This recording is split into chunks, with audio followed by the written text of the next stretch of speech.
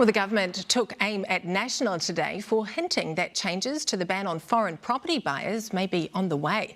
And outside Parliament, there is one man who may have just found the platform he needs to get back inside. Here is political editor Jenna Lynch.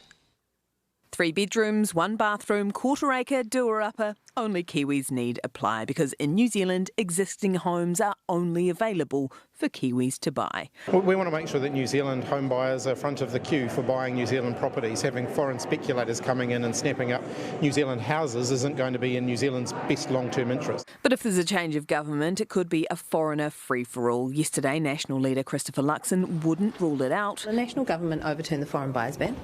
Look, I mean, we'll have more to say about that with our investment policy that we'll announce in the next few weeks.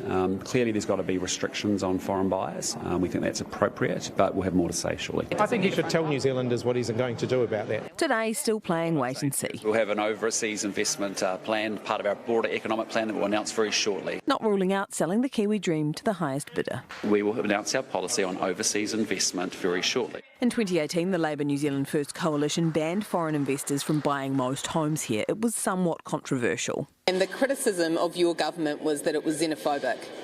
Well, I do not agree with that. I think it is the birthright of New Zealanders to have first dibs on our land. As a principle, do you believe that Kiwis should rent houses from foreign landlords? As a principle, I want as many New Zealanders in home ownership as possible. New Zealanders should live in their own houses. They shouldn't rent them from overseas owners. Winston Peters has been campaigning against foreign buyers for decades. Two wrongs don't make a right. New Zealanders need to be able to, in a housing crisis, not be competing with foreign buyers who don't live here. Everybody in New Zealand can be reassured that we will be acting in New Zealand's national interests. I would have thought they'd had enough sense not to go down that track. Bit problematic if the Nats need him. When tossing up that policy, are you thinking about how it might impact your relationship with Winston Peters? No. Look, every smart vehicle needs a handbrake. The self-heralded handbrake finding familiar and fertile voting turf. And Jenna, what is National up to here?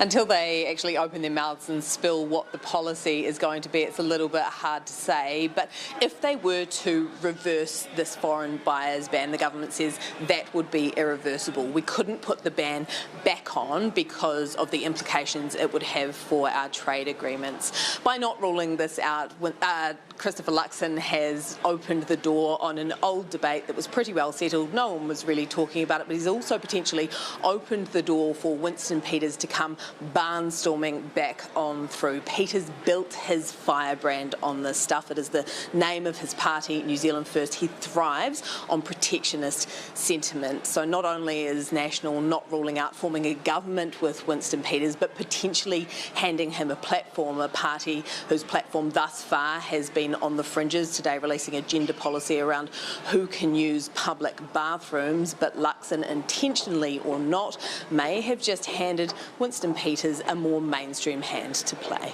It is a fascinating time. Jenna Lynch, our political editor at Parliament. Tēnā koe.